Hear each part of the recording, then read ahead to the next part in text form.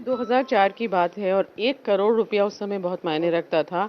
तो क्या करना चाहता था मुख्तार अंसारी इस लाइट मशीन गन से? वो अपने लोगों से कहता था कि अगर ये लाइट मशीन गन हमको मिल गई तो हम कृष्णानंद जी को मार देंगे, क्योंकि उनकी गाड़ी जो बुलेट प्रूफ थी वो राइफल के अगेंस्ट में थी और इसकी मारक क्षमता ज़्यादा होती है लाइट मशीन गन की। तो इसलिए वो बार बार कहता था ये किसी भी कीमत पे ये लाइट मशीन गन हमारे पास आनी चाहिए, विरोधी के पास ना जाए। तो उस समय रीज़न यही था। और 1 करोड़ स्वाभाविक है, बहुत उस समय 20 साल पहले उसकी वैल्यू थी।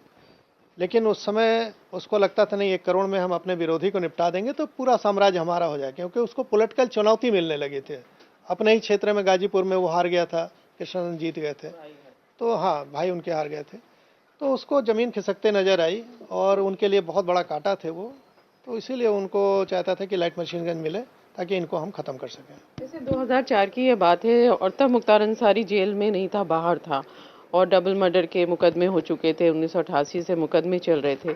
तो किसी तरह से आपको मुख्तार अंसारी ने धमकी दी उस समय कि ऐसा मेरे खिलाफ कैसे कर दिया, या कुछ आपको कहीं से मैसेज कराया? नहीं, पहले तो अधिकारियों के माध्यम से समझाने की कोशिश किया जो उसके लिए काम करते थे। सरकार के माध्यम से संदेश देना चाहा।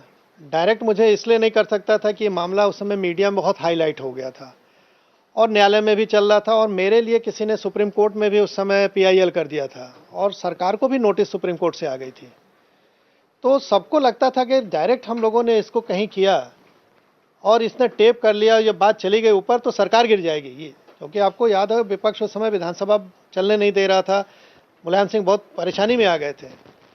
तो उस समय इन लोगों को लगा कि अभी शैलेंद्र को डायरेक्ट नहीं छू सकते हैं, लेकिन इन लोगों ने हर वो कोशिश की जिससे कि हम डर जाएं। जैसे हमें कहीं जाना होता था तो मेरी गाड़ी के आगे पीछे बार बार गाड़ियां आगे पीछे क्रॉस करती थीं। कभी कभी एक्सीडेंट की भी कोशिश करती थी। मेरी फैमिली कहीं जाए तो उस पर अटैक की नौबत आती थी। तो ये सब कोशिश की, लेकिन डायरेक्टली इन लोगों ने सामने इसलिए नहीं आ पा रहे थे कि ये मामला सुप्रीम कोर्ट में भी चल रहा था। एक किस्सा तो आपने सुनाया कि किस तरह से जो सरकार होती थी वो मदद करती थी माफिया मुख्तार अंसारी की। अब 5 बार का विधायक रहा, 1988 में पहला मुकदमा होता है, सजा आके 2022 में मिलती है पहली। तो किस तरह से सरकारें मदद करती थी मुख्तार अंसारी की?